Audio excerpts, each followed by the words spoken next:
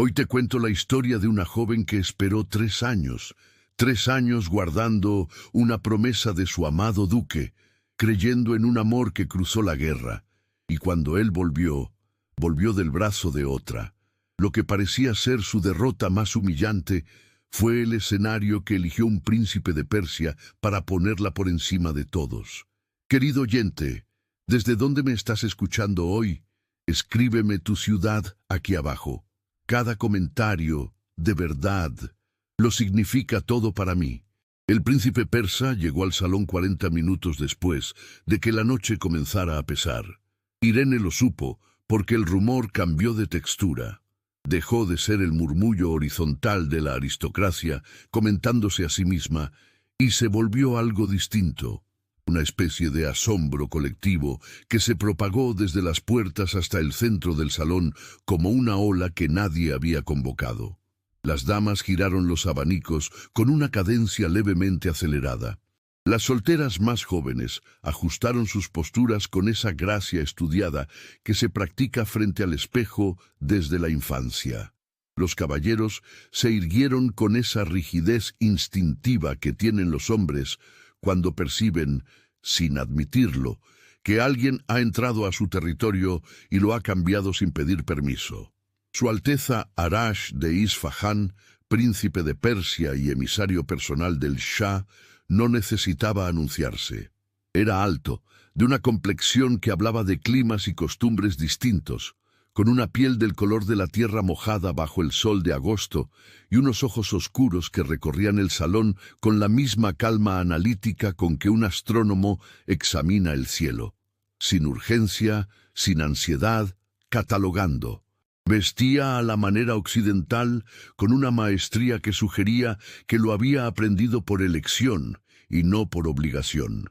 Casaca de paño negro con bordados dorados en los puños y el cuello, y una única joya visible, un rubí engarzado en oro que llevaba en el dedo índice de la mano derecha, cuyo destello rojo oscuro parecía, en la luz de las velas, el último rescaldo de una hoguera lejana.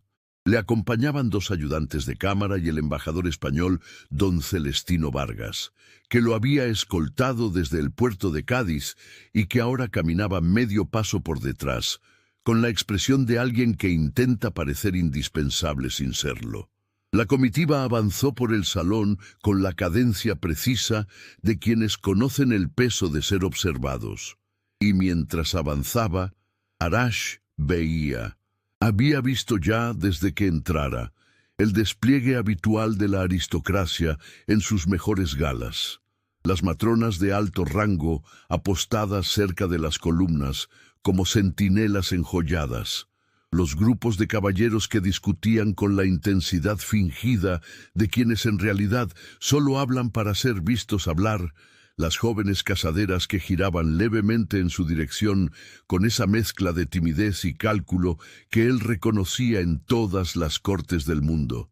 Era un baile dentro del baile, y Arash lo había aprendido a leer con la misma facilidad con que leía los mapas de sus misiones diplomáticas. Fue entonces cuando algo interrumpió ese ritmo familiar. En el extremo del salón, junto a una columna de mármol blanco, había una joven que no lo miraba.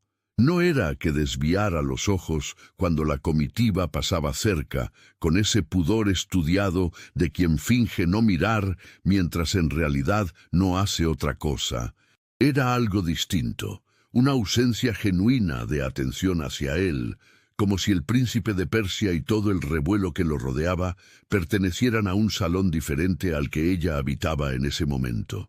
Estaba de pie con una copa de vino entre los dedos enguantados, la espalda recta sin rigidez, la cabeza levemente alzada, y había en toda su postura algo que no era orgullo sino algo más sutil y más difícil de alcanzar, la dignidad quieta de quien no necesita que nadie la vea para saber quién es.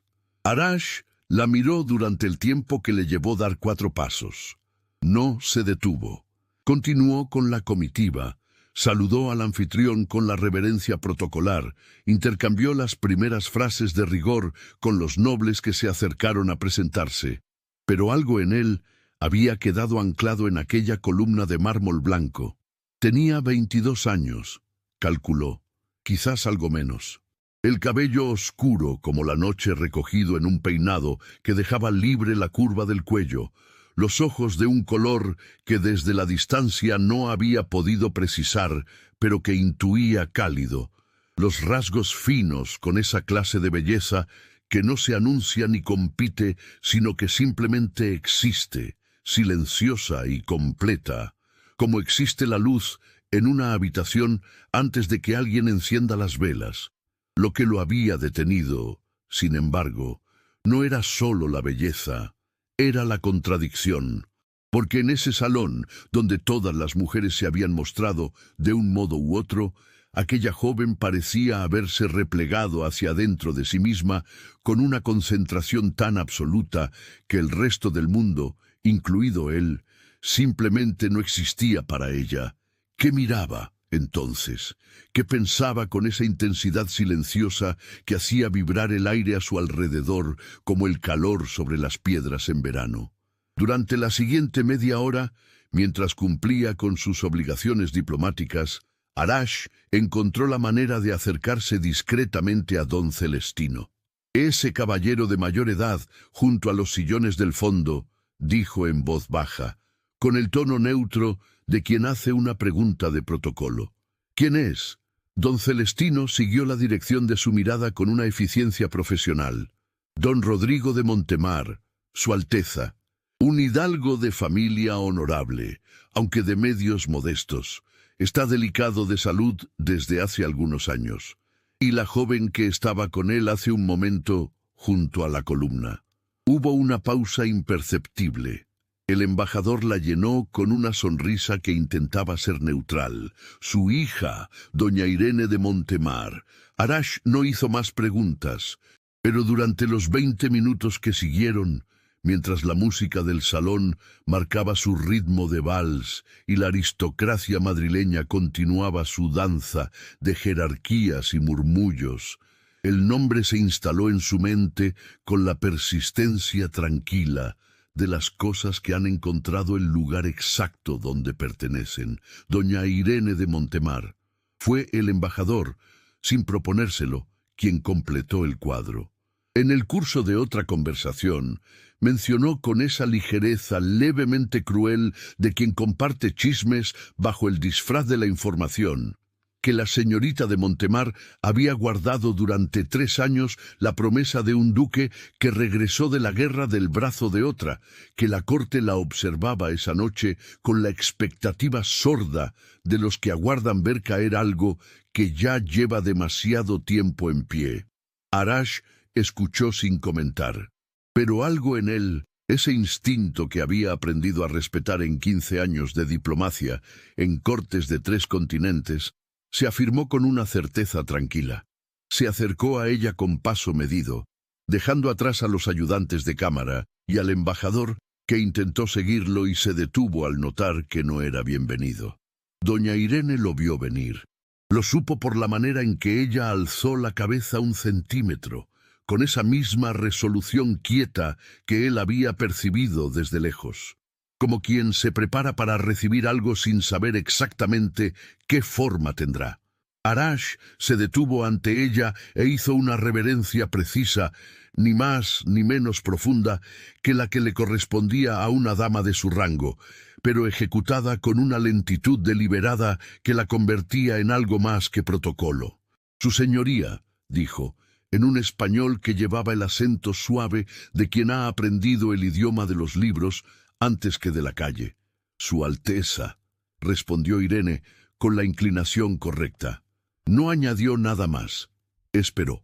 Y esa espera sin ansiedad, sin el titubeo nervioso con que la mayoría de las damas llenaban los silencios ante él, fue la confirmación de todo lo que Arash había intuido desde la columna de mármol. Extendió la mano, con la palma hacia arriba, en una invitación tan abierta y tan desprovista de ambigüedad que no daba lugar a la duda ni a la negativa cortés. ¿Me concedería el honor de este baile? El silencio que siguió duró 3 latidos. Irene los contó porque los sintió en la garganta. No era un baile cualquiera. En la jerarquía invisible pero absolutamente real del salón del Palacio de Liria, el primer baile de un príncipe extranjero era un acto político tanto como social. Todas las damas de mayor rango que Irene habían estado aguardando ese momento desde que Arash entró por la puerta. La condesa de Robledo, las hijas del marqués de Villafranca. Incluso se susurraba. La propia Lady Moira Fitzgerald había sido mencionada como candidata natural por su posición y su vínculo con los Arnedo, y el príncipe persa se lo estaba pidiendo a ella, a doña Irene de Montemar, la hija del hidalgo enfermo, la joven que había apostado su futuro a una promesa rota. La mujer sobre la que la corte llevaba 3 años construyendo una narrativa de fracaso con la misma dedicación silenciosa con que las arañas tejen sus telas. Irene posó la copa sobre la bandeja del criado más cercano con una calma que no sentía por dentro. Colocó su mano enguantada sobre la palma abierta del príncipe y dijo, con una voz que no tembló, «El honor es mío, Su Alteza». La música comenzó, y cuando Arash de Isfahán condujo a Irene de Montemar al centro del salón, inclinándose ante ella con una reverencia tan profunda y tan pública que la convirtió, en ese instante, en la soberana tácita de aquella sala, el murmullo que recorrió la aristocracia madrileña no fue de escándalo, fue de algo mucho más poderoso, reconocimiento involuntario. Irene bailó. Bailó con la espalda recta y la cabeza alta, y algo que llevaba meses dormido en el pecho, despertando lentamente, como el calor que vuelve a las manos después de haber estado mucho tiempo bajo la nieve. Arash era un bailarín seguro y comedido, que la guiaba con una firmeza en la mano sobre su cintura que no era posesiva, sino protectora, como la de alguien que sostiene algo de valor y lo sabe. No intercambiaron muchas palabras. No era necesario. El baile hablaba por ellos con una elocuencia que ningún diálogo hubiera alcanzado en ese salón, de oídos atentos y memorias largas. Lo que Irene sí notó, con una claridad que la tomó desprevenida, fue el calor que emanaba de la mano de él, sobre su cintura, a través de las capas de seda del vestido, como la tibieza de una lumbre vista desde lejos, en una noche de invierno. No era amenazante. Era, simplemente, el calor de alguien que estaba realmente presente, que no miraba por encima de su hombro hacia otro lugar mientras la sostenía. No vio el momento exacto en que Alonso de Arnedo dejó de escuchar la conversación de los oficiales, pero lo sintió. Como se siente el cambio de temperatura antes de una tormenta. El baile terminó con una reverencia. Arash se inclinó ante Irene con la misma lentitud deliberada con que había comenzado todo. Tomó su mano enguantada y rozó con los labios el dorso del guante en un gesto que, en cualquier otro contexto, habría pasado por cortesía protocolar. Pero en el silencio cargado del Palacio de Liria, ante 200 pares de ojos que no fingían mirar hacia otro lado, aquel roce fue lo que fue, un acto de reconocimiento público tan claro como una declaración firmada. El murmullo que recorrió el salón fue breve pero denso. Irene hizo la reverencia correcta, con la espalda recta y los ojos sostenidos, y cuando se incorporó, supo sin necesidad de buscarlo que Alonso de Arnedo la estaba mirando. Lo supo porque el aire entre ellos, ese espacio de 20 pasos que los separaba, se había vuelto de pronto sólido, como si alguien hubiera tendido un hilo invisible entre los dos y lo estuviera tensando desde el otro extremo. No lo miró. Eso fue, quizás, lo más difícil que hizo en toda la noche. Desde el grupo de oficiales donde había permanecido durante el último cuarto de hora, Su Excelencia Alonso de Arnedo sostenía su copa con una calma que cualquier observador desatento habría confundido con indiferencia. Pero el capitán Herrera, que llevaba 3 años de campaña junto al duque y conocía la diferencia entre su silencio de reposo y su silencio de tormenta, Dio un pequeño paso lateral sin saber exactamente por qué. Alonso no había apartado los ojos del centro del salón desde que la música comenzó. La había visto bailar.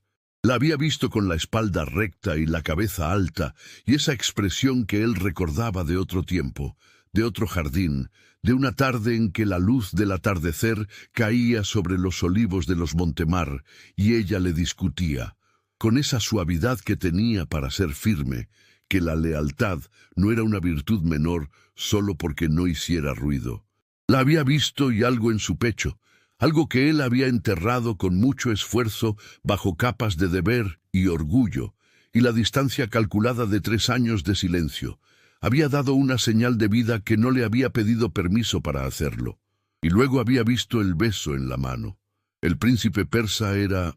Reconocía a Alonso con la objetividad fría de un militar acostumbrado a evaluar a sus adversarios, un hombre de presencia indiscutible. Alto, de porte sereno, con esa clase de seguridad que no necesita demostrarse, porque ya está demostrada. Alguien que había aprendido a moverse en las cortes del mundo con la naturalidad de un pez en el agua. Alguien que, en el tiempo que le había llevado cruzar un salón y tomar la mano de una mujer, había conseguido reescribir la narrativa que la aristocracia madrileña llevaba 3 años construyendo sobre doña Irene de Montemar. Lo que Alonso sentía en ese momento no tenía nombre exacto en el vocabulario que los hombres de su clase utilizaban para hablar de sus emociones. No era una palabra que pudiera pronunciarse en voz alta en ningún círculo de oficiales ni en ningún salón de la nobleza, pero pulsaba en sus sienes con la insistencia de un tambor de guerra, y apretaba su mandíbula con una tensión que el capitán Herrera había aprendido a reconocer como señal de que era mejor cambiar de tema. «Su excelencia», dijo Herrera, con la cautela de quien lanza una piedra a un estanque oscuro para medir la profundidad. «La velada parece animada esta noche». Alonso no respondió de inmediato. Bebió un sorbo de su copa, lento, y cuando habló, su voz tenía la textura del granito. «Retírese, Herrera». El capitán se retiró. Fue Lady Moira quien se acercó entonces, con ese paso medido y silencioso que era su marca. Se colocó a su lado sin tocarlo, como hacía siempre, con esa habilidad suya para ocupar el espacio exacto que le correspondía, sin invadir ni ceder. Lo observó durante un momento con sus ojos grises y fríos, y luego dirigió la vista al centro del salón, donde Irene conversaba ahora con don Rodrigo, que había avanzado desde su sillón con el bastón, y una expresión que mezclaba el orgullo paternal con la emoción contenida de un hombre que sabe que no tiene muchos años para ver a su hija feliz. «Es notable», dijo Moira, en voz baja, en el tono neutro de alguien que hace una observación meteorológica. «El príncipe tiene buen ojo». Alonso no respondió. «Ella también», añadió Moira después de una pausa. «Tiene muy buen ojo». Hubo algo en el modo en que lo dijo que no era crueldad, pero tampoco era compasión. Era simplemente la precisión de una mujer inteligente que nombraba lo que veía sin el lujo de ignorarlo.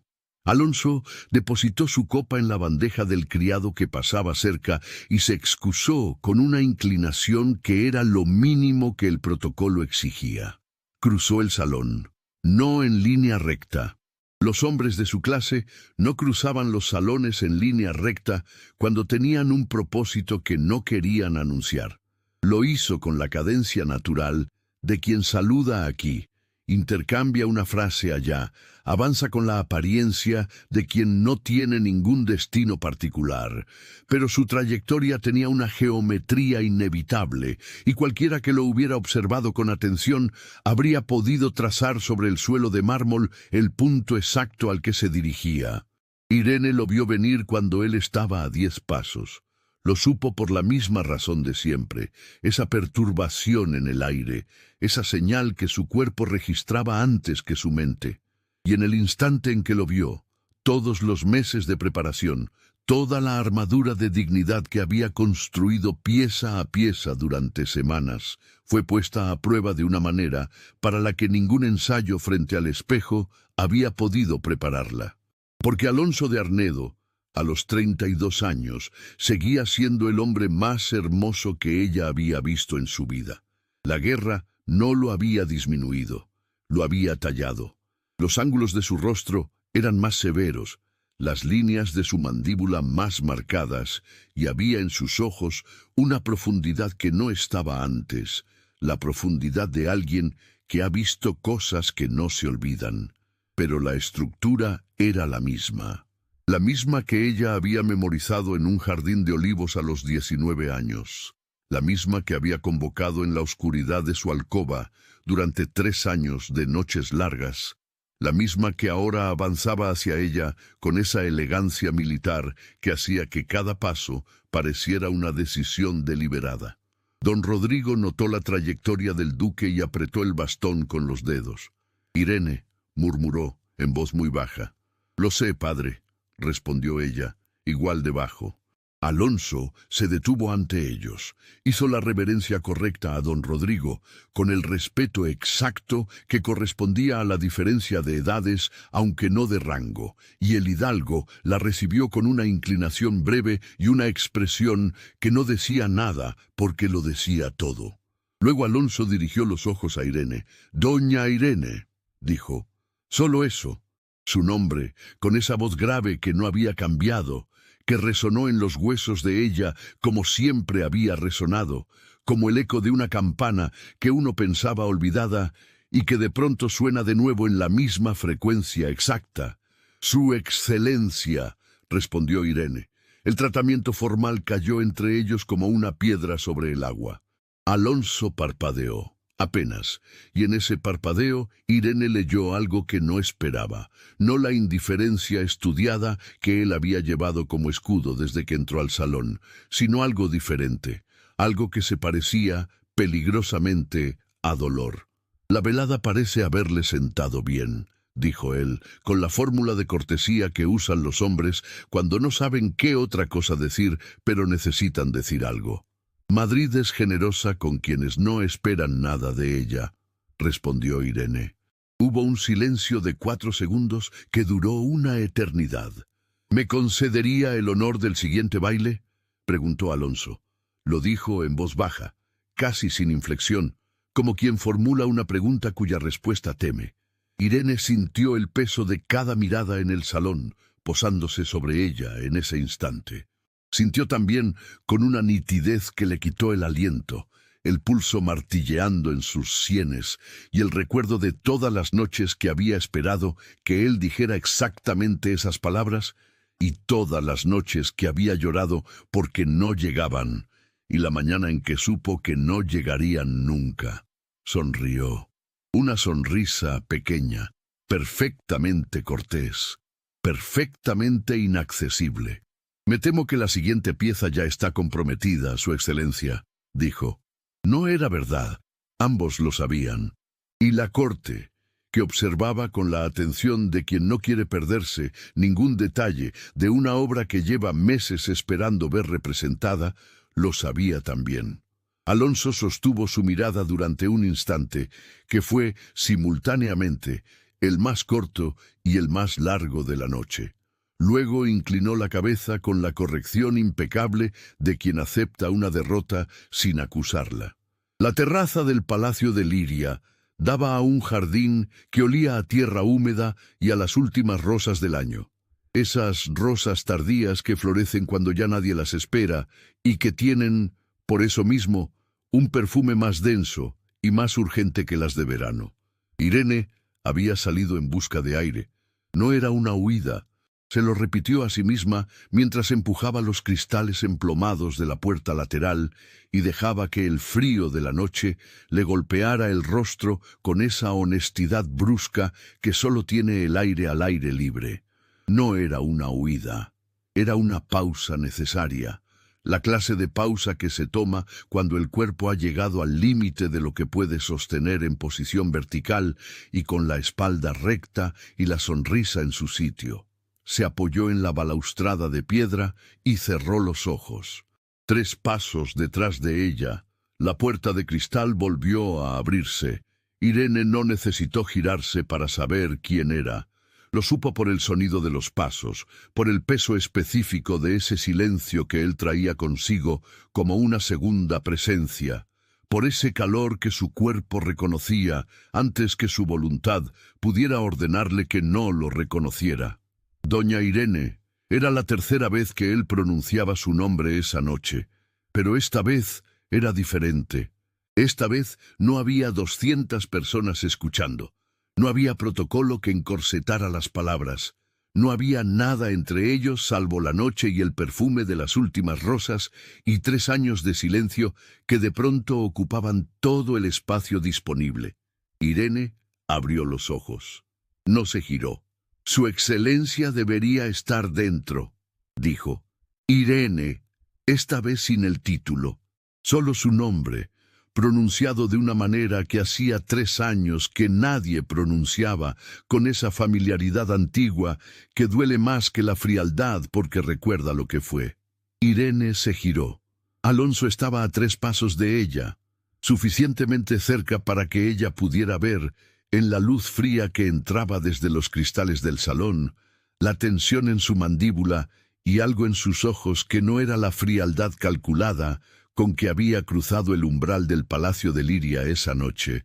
Era la expresión de un hombre que ha estado construyendo un argumento durante horas y acaba de descubrir que el argumento tenía un fallo fundamental. ¿Qué quiere su excelencia?, preguntó Irene. Su voz era tranquila. Había trabajado mucho esa tranquilidad. Saber si estás bien. Estoy perfectamente. Eso no es lo que he preguntado. Irene sintió el calor subirle por el cuello. No era vergüenza. Era algo más antiguo y más peligroso. Con el mayor respeto, dijo, no creo que mi bienestar sea ya una cuestión que le concierna a su excelencia. Alonso dio un paso hacia ella. Solo uno. Pero ese paso cambió la geometría de todo. Me llegaron noticias desde Madrid mientras estaba en campaña, dijo, con la voz baja y tensa de quien por fin nombra algo que lleva años sin nombre. Noticias que decían que no habías guardado la promesa, que habías aceptado las atenciones de otro. El silencio que siguió fue de la clase que corta. Irene lo miró durante un tiempo que podría haber sido 3 segundos o 3 siglos. Y cuando habló, su voz no tembló. Fue algo peor que el temblor. Fue la serenidad fría de quien por fin entiende la dimensión exacta de una injusticia. Entonces, dijo, usted creyó eso. No era una pregunta, era una constatación, y en ella estaban contenidos 3 años enteros. Alonso no respondió de inmediato, y en ese silencio, Irene tuvo la confirmación que no buscaba. Las noticias que llegaron a usted, dijo ella con una precisión quirúrgica que no levantaba la voz porque no necesitaba hacerlo, eran falsas. No hubo nadie más, no hubo atenciones aceptadas ni promesas rotas de mi parte. Hubo una mujer que esperó, que guardó silencio cuando dejaron de llegar sus cartas, y que decidió que si usted había elegido no escribir, no sería ella quien fuera a suplicar explicaciones. Alonso cerró los ojos. Fue un gesto breve, casi imperceptible, pero Irene lo vio y supo lo que significaba. «Y usted», continuó ella, con esa misma calma que era más devastadora que cualquier acusación, en lugar de escribir para preguntar, en lugar de confiar en lo que había entre nosotros, eligió creer a quien fuera que le llevó esas noticias, y luego eligió comprometerse con otra. «Irene», dijo él, y su nombre en su boca sonó esta vez como una disculpa y como una herida al mismo tiempo. «No me pida que lo entienda esta noche», dijo ella, suave, firme, con esa suavidad para ser firme que él había recordado esa noche mientras la veía bailar. «No cuando usted ha llegado a este salón del brazo de Lady Moira ante toda la corte que lleva 3 años mirándome como a alguien que apostó mal. Tiene usted un compromiso, su excelencia, y yo tengo mi dignidad. En este momento, Solo uno de los dos parece recordar eso. Alonso abrió la boca, la cerró, y en ese silencio, en esa fracción de segundo en que las palabras no llegaron, Irene vio algo que no esperaba ver, no orgullo herido, no la máscara del duque que regresa invicto. Vio a un hombre que acababa de entender, con toda la claridad brutal de las revelaciones tardías, el tamaño exacto de lo que había roto. «Buenas noches, Su Excelencia», dijo Irene, y se giró hacia la puerta. Fue en ese momento cuando Alonso extendió la mano y rozó apenas, con la yema de los dedos, el dorso de la mano de ella antes de que se alejara. No era un agarre. Era apenas una pregunta hecha con la piel, el último hilo de algo que se estaba deshaciendo. Irene se detuvo un instante, solo un instante, el tiempo exacto que necesita el cuerpo para traicionar lo que la razón ya ha decidido. Luego siguió caminando. La puerta de cristal se abrió desde adentro justo cuando ella llegaba, y Alonso, que había dado 2 pasos en su dirección, se detuvo en seco. En el umbral estaba Arash de Isfahan. Los 2 hombres se miraron durante un segundo, que no necesitaba palabras porque ya lo decía todo. El calor oscuro en los ojos de Alonso, la serenidad inquebrantable en los de Arash, y entre ellos el espacio de 1 metro, que era, en ese momento, el campo de batalla más silencioso y más cargado de la noche. Arash sostuvo la mirada sin retroceder y sin avanzar, con la firmeza tranquila de quien no necesita ganar porque ya sabe lo que vale. Alonso fue el primero en apartar los ojos. Lo hizo despacio, con la dignidad contenida de un hombre que ha perdido algo esta noche y todavía no ha terminado de medir el tamaño de la pérdida. Pasó junto al príncipe con una inclinación mínima, cruzó el umbral y desapareció entre las luces del salón. Arash aguardó hasta que los pasos del duque se perdieron entre el murmullo de la música. Luego se volvió hacia Irene. Ella estaba de pie junto a la balaustrada, con los ojos fijos en el jardín oscuro, y algo en su postura, en la manera en que sostenía los hombros con demasiada rigidez, le dijo al príncipe todo lo que necesitaba saber sobre el estado de su corazón en ese momento. Se acercó despacio y se colocó a su lado sin apresurarse a llenar el silencio. Miró también hacia el jardín, hacia los rosales tardíos que alineaban el sendero de piedra como centinelas adormecidos. «¿Le apetecería caminar un poco?», dijo al fin en voz baja. «El jardín parece más honesto que el salón esta noche». Irene lo miró de reojo. «¿Más honesto? En el salón», dijo él, «la gente todavía puede ser vista desde las ventanas. Aquí ya no». Hizo una pausa. «Hay diferencia entre aparecer y estar». Irene exhaló. Fue un sonido pequeño, casi imperceptible, pero era el primero genuino de toda la noche. Luego descendió los escalones de piedra junto al príncipe hacia la oscuridad perfumada del jardín. El aire estaba cargado, pesado con el perfume húmedo de la tierra y de las rosas que insistían en florecer contra el frío. Detrás de ellos, a una distancia rigurosa, Lucía caminaba con la cabeza baja, sirviendo de sombra de decencia necesaria para que aquel encuentro no se convirtiera en escándalo inmediato. Caminaron en silencio durante algunos metros. Irene sentía el peso de la mirada de Arash, pero mantenía el mentón erguido. «Su Alteza debe encontrar los jardines de Madrid poco interesantes comparados con los de Isfahán», dijo ella, usando el título como un escudo de hielo. Arash se detuvo frente a un rosal oscuro. No miró las flores, la miró a ella. «En Isfahán o en Madrid», respondió con la voz baja y vibrante. «Las paredes de las cortes tienen el mismo grosor. Todos esperan que seamos estatuas de mármol, moviéndonos solo cuando el protocolo lo exige. Somos actores en una obra que no escribimos». Irene se detuvo, desarmada por su franqueza. Era exactamente lo que sentía. El cansancio de cargar una máscara de dignidad mientras el mundo esperaba su caída. «¿También usted se siente así?», preguntó, olvidando por un segundo la frialdad. ¿Como si 1000 ojos lo observaran esperando solo un error? Todos los días, dijo él, acercándose lo suficiente para que Irene sintiera su calor contra el frío de la noche. Por eso le pido que baje la guardia. Olvide el título. Aquí, donde las luces del palacio no nos alcanzan, podemos ser solo Arash e Irene, dos personas cansadas de fingir. Irene sintió un nudo en la garganta. Nadie en 3 años le había preguntado cómo estaba. Todos solo comentaban su fracaso. El nombre de él, Arash, resonó en su mente como una invitación peligrosa. Arash, repitió ella, pero el tono no era de cariño, era de prueba. Lo miró a los ojos, midiendo si ese hombre soportaría realmente el peso de ser tratado sin los títulos que lo protegían de la realidad. Él sostuvo la mirada sin parpadear.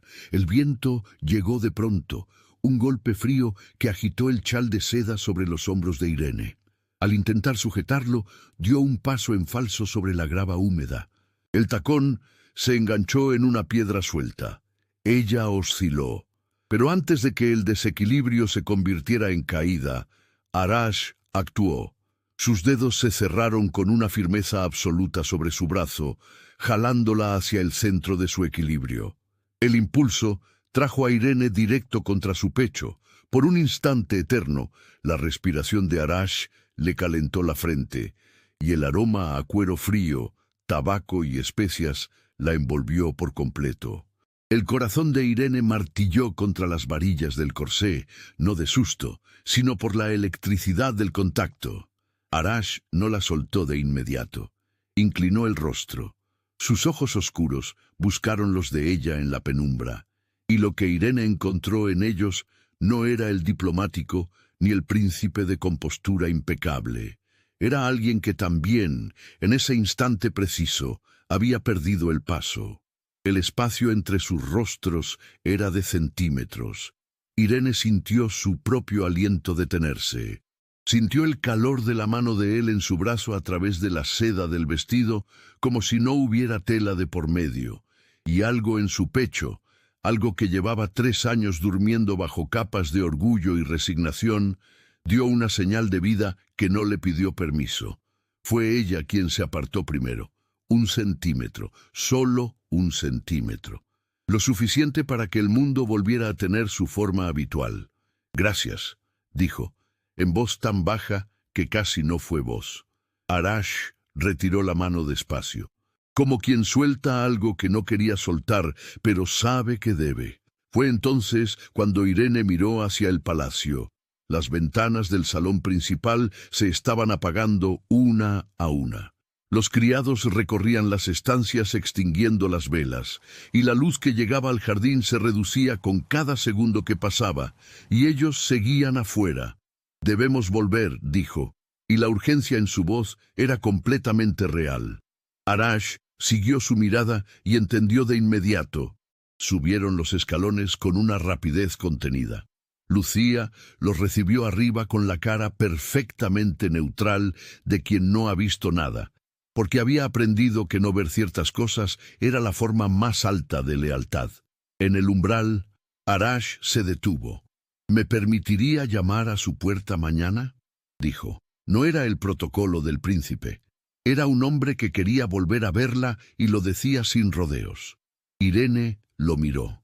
Y su corazón, ese órgano traicionero que llevaba toda la noche tomando decisiones sin consultarla, volvió a latir más rápido de lo que convenía.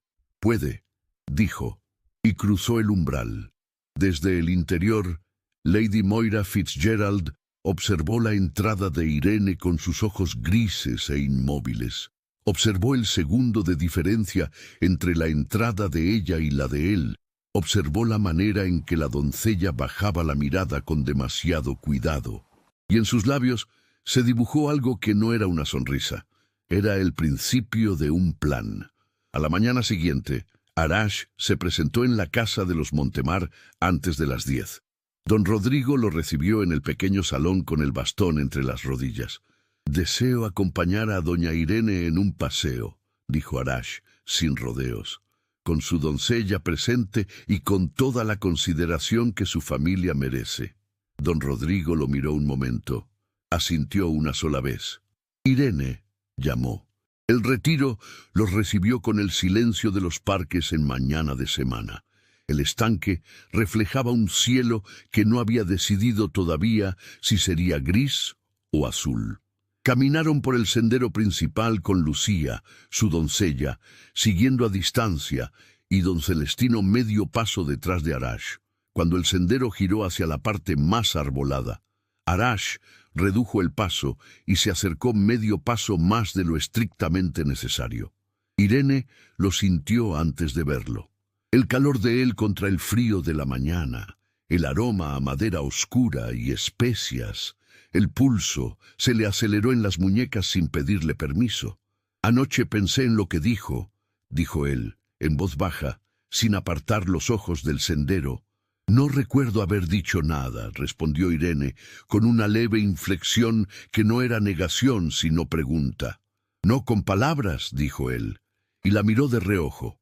Ella no respondió, pero tampoco apartó los ojos. Fue entonces cuando Irene lo sintió. Una presencia al otro lado del sendero, entre los olmos. No vio a nadie, pero la sensación era inconfundible, la misma que había aprendido a reconocer en los salones. Esa perturbación específica en el aire que su cuerpo registraba antes que su mente. No se giró. Siguieron caminando, y unos pasos más adelante, una señora mayor cruzó el sendero con su doncella. Sin decir nada, Arash colocó la mano brevemente en la espalda de Irene para guiarla hacia el lateral del sendero, dejando pasar a la señora. Fue un gesto de 2 segundos, pero Irene lo sintió en toda la columna vertebral, y en algún lugar entre los olmos, ese gesto fue visto. Los paseos se repitieron, y en uno de esos días, al volver a casa, Lucía le informó del té en casa de la condesa de Robledo. Irene aceptó sin dudar. Era hora de volver a los salones con la cabeza en alto. No esperaba encontrar a Lady Moira allí. Lady Moira Fitzgerald llegó al salón de la condesa de Robledo a las 11:15, lo justo para que su entrada fuera notada sin parecer calculada.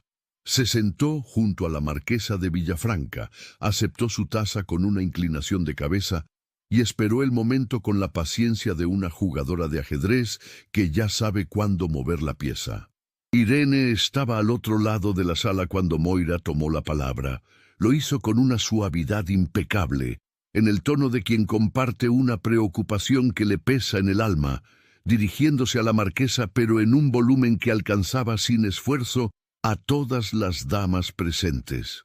«Es una situación tan delicada», dijo, con los ojos levemente entornados y el abanico cerrado sobre el regazo. «Yo siempre le guardé un gran afecto a la pobre doña Irene. Por eso me duele tanto». Pausa. Un suspiro breve. ¿Cómo podría ella haber sabido que el acuerdo entre nuestras familias existía desde mucho antes de que Alonso partiera a campaña? Nadie se lo dijo. Es comprensible que interpretara mal la situación. Sus ojos se desplazaron hacia Irene con una expresión de compasión perfectamente calibrada. Todos hemos sido víctimas de un malentendido muy desafortunado. El silencio que siguió duró 3 segundos. 3 segundos en que 12 pares de ojos se desplazaron hacia Irene con la discreción feroz de quienes quieren ver sin parecer que miran. Irene sintió cada uno de esos ojos como agujas. El corsé apretó de pronto, como si el aire del salón hubiera cambiado de densidad. Tuvo que obligarse a respirar. Las cartas, las 53 cartas guardadas en la caja de cedro debajo de su cama, cada una releída en la oscuridad de su alcoba, cada palabra memorizada como una oración. ¿Las había escrito Alonso ya comprometido con otra? ¿Había sido todo, desde el principio, una mentira construida sobre un acuerdo que ella nunca supo que existía? El té sabía a ceniza. Irene levantó la taza, la llevó a sus labios con una mano completamente firme, bebió. Dejó la taza sobre el platillo con la suavidad exacta de alguien que no tiene absolutamente nada de lo que avergonzarse, y sonrió. Una sonrisa pequeña, perfectamente cortés, dirigida a nadie en particular y a todos al mismo tiempo. «Madrid», dijo, con una voz tranquila que llenó el silencio sin llenarlo demasiado. «Es una ciudad generosa con las interpretaciones». Una pausa de un segundo. «Y con quienes las fabrican». El abanico de la marquesa de Villafranca se abrió con un chasquido seco. Nadie dijo nada más sobre el tema. Cuando Irene salió del salón media hora después, llevaba en el pecho una rabia fría y limpia que no necesitaba explotar para ser devastadora. Y las 53 cartas, que habían sido su tesoro durante 3 años, ardían en su memoria como papel mojado. Aquella misma ponzoña que acababa de herir a Irene llevaba días carcomiendo la voluntad de Alonso. En el despacho del ducado de Arnedo, Alonso no había dormido. Llevaba días con la misma imagen instalada en la mente sin pedirle permiso. Irene en el retiro, caminando junto a Arash, con esa ligereza nueva, esa naturalidad que él recordaba de otro tiempo y que ahora existía para otro hombre. La mano del príncipe en su espalda, breve, correcta, devastadora. Pensaba en eso, y algo en su pecho se contraía con una violencia que ninguna batalla le había producido. Pensaba en Arash, llevándosela. Pensaba en esas manos, las manos de otro hombre, tomando lo que él había desperdiciado por orgullo y por haber creído lo que no debía creer. Y debajo de esa rabia, más honda y más difícil de sostener, estaba el lamento, porque si los rumores eran falsos, y cada vez lo creía con más certeza, entonces ambos habían sido robados. Irene había esperado 3 años a un hombre que la había abandonado por una mentira. Él había abandonado a la mujer que amaba por una mentira. 3 años perdidos, 3 años que no volvían. Quería ir a buscarla, quería plantarse en la puerta de los Montemar y pedirle perdón de rodillas si era necesario, con toda la corte mirando, sin importarle el escándalo ni el título ni nada de lo que su clase le había enseñado a proteger por encima de todo. Pero no sería justo, no podía llegar con las manos vacías y solo la palabra de que lo sentía. Irene merecía la verdad completa, no el arrepentimiento de un hombre que todavía no sabía exactamente de quién era la culpa. Y luego estaba el resto. Romper el compromiso con los Fitzgerald significaba devolver fondos que no existían, enfrentar un escándalo financiero que tardaría años en resolverse, ver el nombre Arnedo arrastrado por los mismos salones donde 3 generaciones de su familia habían construido su reputación. Era el precio más alto que había pagado por nada en su vida. Pero no tendría paz si no sabía la verdad. Y sin paz, el ducado no valía nada. «Herrera», llamó. El capitán apareció en el umbral. «Los rumores que llegaron al frente durante la campaña», dijo Alonso, con esa voz tranquila que no tenía nada de calma. «Los que hablaban de doña Irene de Montemar.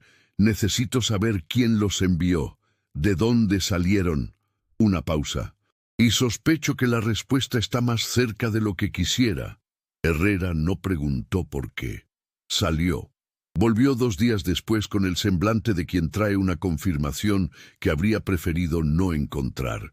Don Gaspar de Arnedo, tío paterno de Alonso, administrador del ducado durante la campaña, había enviado las cartas. Había actuado convencido de proteger el linaje, de salvar al sobrino de una unión que consideraba indigna del nombre Arnedo. Había contactado a los Fitzgerald por su cuenta, negociado la alianza y luego eliminado el obstáculo con la eficiencia fría de quien confunde el amor al título con el amor a la persona. Alonso escuchó todo sin moverse. Cuando Herrera terminó, añadió, con la incomodidad adicional de quien guarda el peor golpe para el final: «Hay algo más. Su Excelencia». Se dice en los círculos diplomáticos que el príncipe de Isfahán tiene intención de formalizar su interés por doña Irene de Montemar antes de que termine el mes.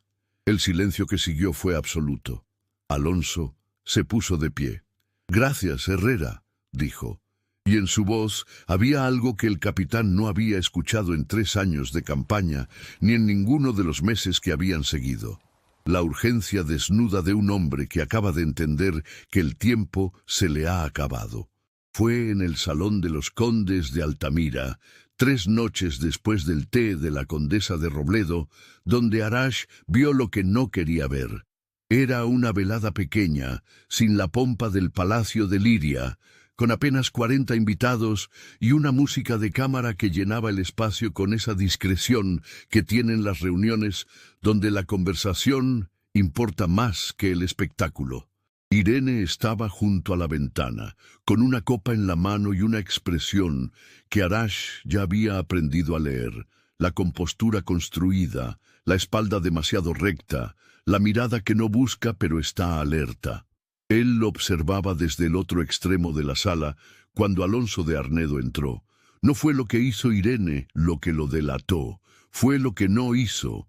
No giró la cabeza, no cambió de postura, no hizo absolutamente nada visible.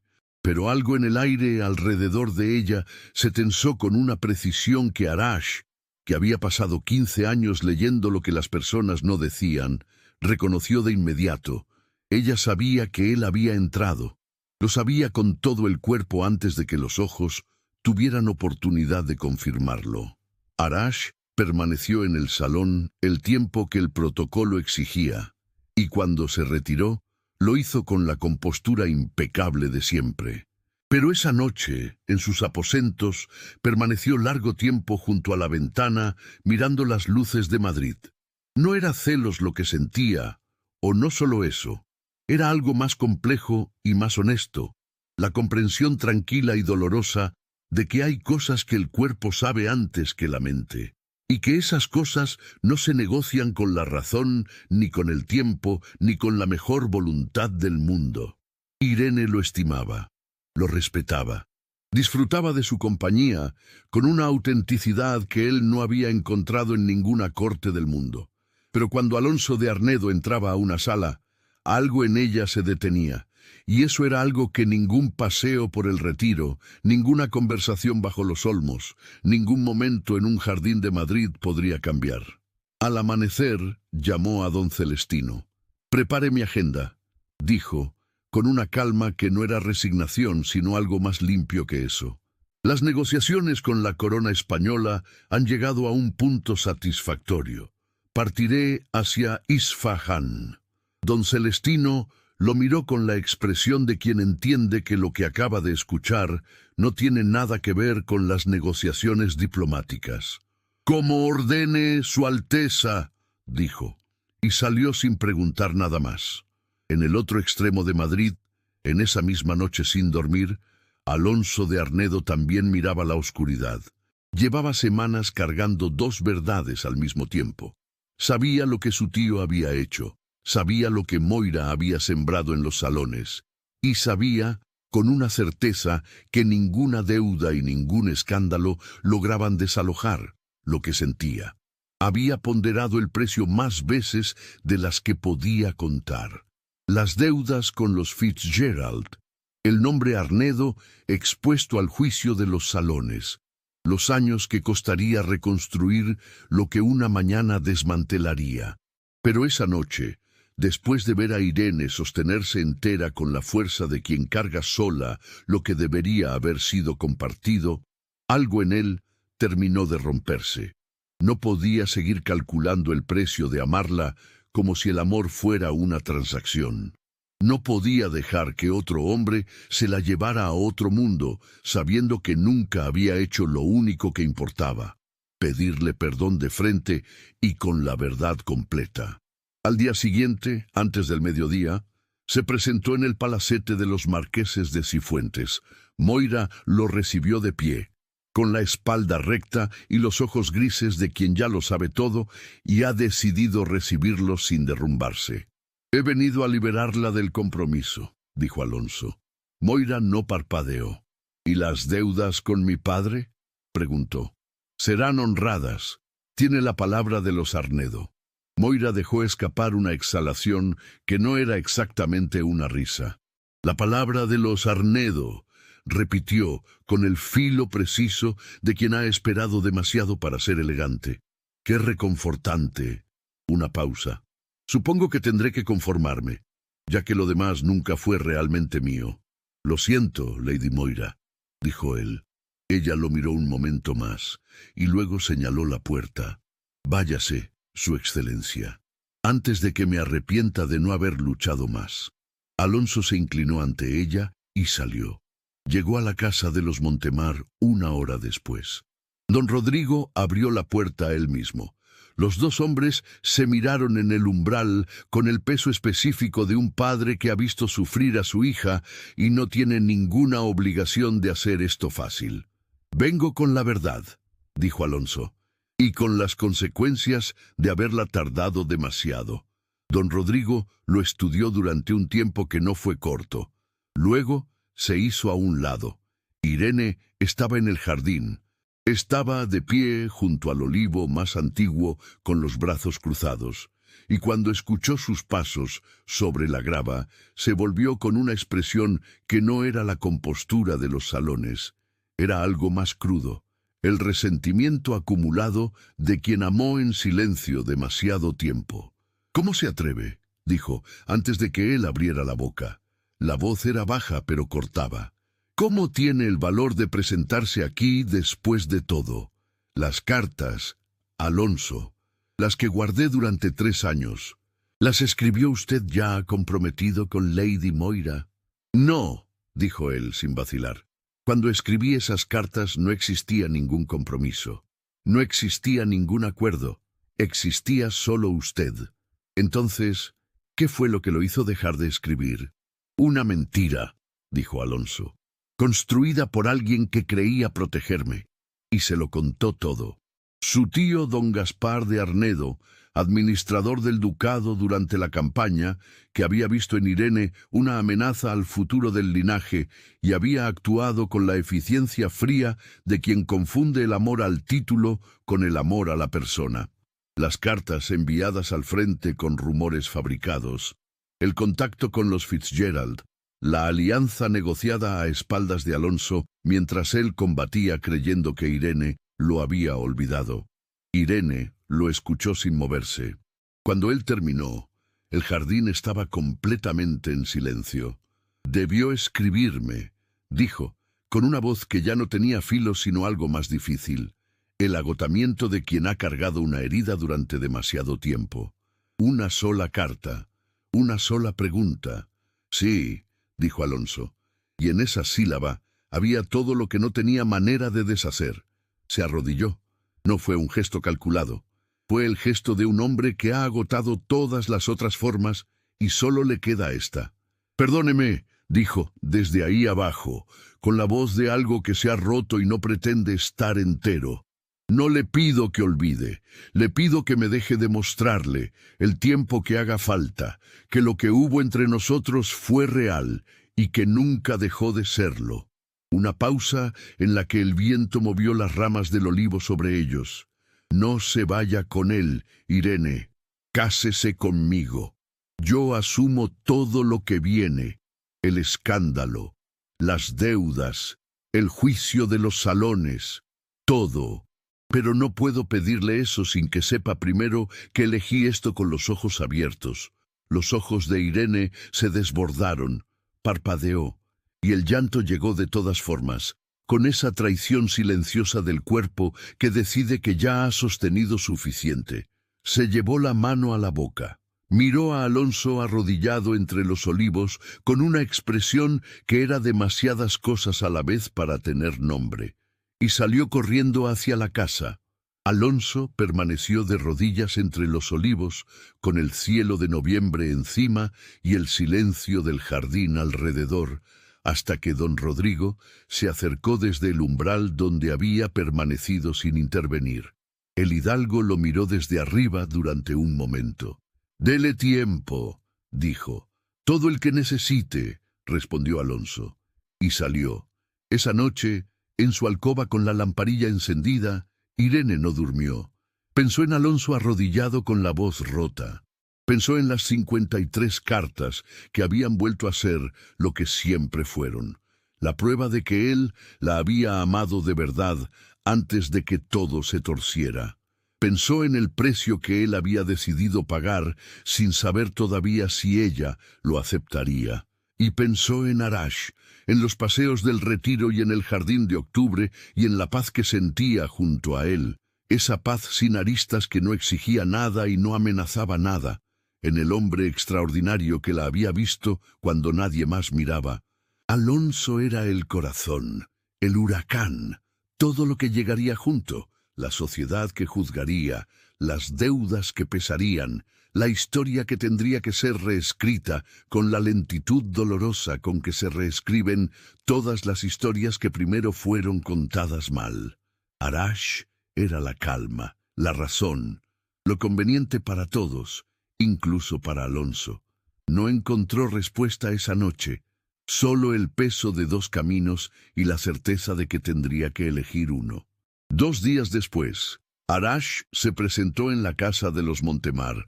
Llegó sin don Celestino, sin protocolo, con las manos entrelazadas a la espalda y esa calma suya que no era indiferencia, sino la serenidad de quien ha llegado a una conclusión que le costó y la ha aceptado de todas formas. Irene lo recibió en el jardín. Cuando lo vio llegar con esa expresión, supo antes de que hablara que él ya lo sabía todo, o que no necesitaba saber los detalles para entender lo esencial. Arash se detuvo frente a ella y la miró durante un momento con esa atención suya, limpia y sin bordes. Mi tutor solía decir, empezó, con la voz tranquila de quien ha pensado mucho lo que va a decir, que un halcón herido que es mantenido en una jaula de oro aprende a respetar a quien lo alimenta y hasta a esperarlo, pero nunca olvida quién lo abatió. Una pausa. Yo podría llevarla a Persia, Irene, pero estaría llevando solo sus heridas. El resentimiento que usted guarda por ese hombre es la prueba de que él todavía es el dueño de su voluntad. La miró con una serenidad que no tenía nada de derrota. Y yo prefiero partir solo antes que ser el carcelero de un alma que todavía quiere luchar. Irene lo miró, y en sus ojos había gratitud y dolor al mismo tiempo. La expresión de alguien que acaba de recibir un regalo que no pidió y que le cuesta más de lo que esperaba aceptar. Arash, dijo, con su nombre solo, sin título, usted es el hombre más extraordinario que he conocido. Y usted, dijo él, con una sonrisa pequeña y sin artificio, es la única persona en Madrid que me lo dijo mirándome a los ojos de verdad. Se inclinó ante ella con la reverencia más profunda que le había hecho en todos los meses en Madrid, y salió. Irene permaneció de pie entre los olivos después de que sus pasos se perdieron. No lloraba. Estaba simplemente quieta, con el viento de noviembre moviendo las ramas sobre su cabeza y algo en el pecho que comenzaba, muy despacio, a parecerse a una respuesta. Pero no fue ella quien dio el primer paso. La noticia llegó a Alonso por boca de Herrera esa misma tarde, con la brevedad directa de los informes militares. El príncipe de Isfahan había ordenado preparar su partida hacia Isfahan. Partiría solo. Alonso se puso de pie antes de que Herrera terminara la frase. Llegó a la casa de los Montemar con el sombrero todavía en la mano y la respiración de alguien que ha caminado demasiado rápido para la distancia que había. Don Rodrigo abrió la puerta y esta vez no hubo pausa ni mirada larga. Solo se hizo a un lado con algo que, en el rostro de ese hidalgo de pocas expresiones, se parecía peligrosamente a la esperanza. «Está en la sala», dijo solamente. Irene estaba junto a la ventana cuando escuchó el carruaje detenerse en la calle. Miró hacia abajo sin pensarlo, y lo vio. Alonso levantó los ojos en ese mismo instante como si supiera exactamente dónde encontrarla. Y durante un segundo que no tenía medida, se miraron a través del cristal con todo lo que 3 años y una guerra y una mentira y un perdón habían dejado entre ellos. Irene no se apartó de la ventana. Eso fue suficiente. Cuando él entró a la sala, ella seguía de pie junto al cristal, con el último sol de noviembre cayendo sobre sus hombros, y no dijo nada porque no hacía falta. Alonso cruzó la sala, y cuando llegó frente a ella, la tomó entre sus brazos con la urgencia contenida de 3 años y una guerra, y todas las noches sin dormir, y todas las cartas guardadas en una caja de cedro. La abrazó con la firmeza de quien por fin sostiene lo que había estado a punto de perder para siempre. Irene cerró los ojos, y por primera vez en 3 años no tuvo que sostener nada sola. «No vuelva a creer nada sin preguntarme primero», dijo ella, con la voz amortiguada contra su pecho. «Nunca más», dijo él, y lo dijo como se dicen las promesas que se han ganado a un precio que no se olvida. Esa noche, mientras Madrid dormía sin saber nada, Alonso e Irene permanecieron largo tiempo en silencio en aquella sala pequeña, con las manos entrelazadas y el peso de todo lo que había pasado asentándose despacio, como se asienta el polvo después de una tormenta que por fin terminó. Esa noche Madrid no supo nada, pero al día siguiente lo supo todo. El escándalo llegó, como Alonso había sabido que llegaría, con la puntualidad implacable de las cosas inevitables. Llegó en forma de murmullos en los salones, de abanicos que se abrían con demasiada velocidad cuando el nombre Arnedo aparecía en la conversación. Madrid juzgó, como Madrid siempre juzga, con entusiasmo, sin piedad y con la memoria selectiva de quien recuerda los escándalos ajenos mucho más tiempo que los propios. Alonso lo sostuvo con la misma disciplina con que había sostenido 3 años de campaña. Irene lo sostuvo con la misma compostura con que había sostenido 3 años de espera, y juntos, que era la diferencia fundamental con todo lo anterior, resultó que el peso era perfectamente soportable. Don Rodrigo de Montemar los vio casarse en la capilla pequeña de la parroquia de San Andrés, en una mañana de diciembre fría y luminosa, con Lucía llorando en silencio en el banco de atrás, y el capitán Herrera firme como centinela junto a la puerta. No hubo 200 invitados, ni orquesta, ni el despliegue que el título habría justificado en otras circunstancias.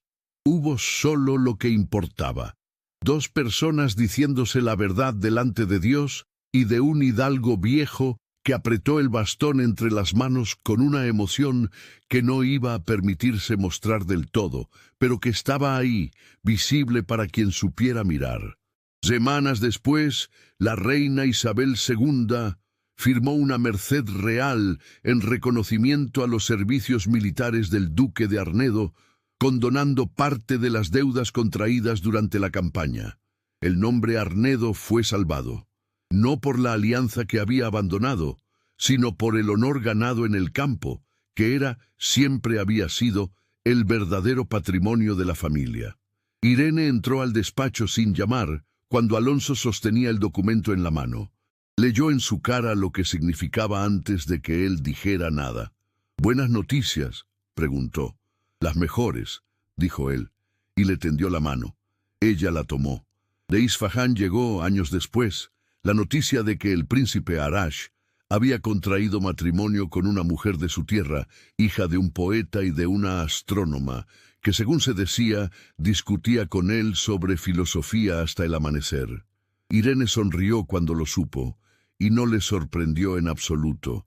En la casa de los Arnedo creció primero una niña de ojos ámbar que heredó la terquedad de su madre y la voz grave de su padre, y luego un niño que aprendió a caminar agarrado al bastón del abuelo Rodrigo, con una devoción que emocionó al hidalgo más de lo que jamás habría admitido en voz alta.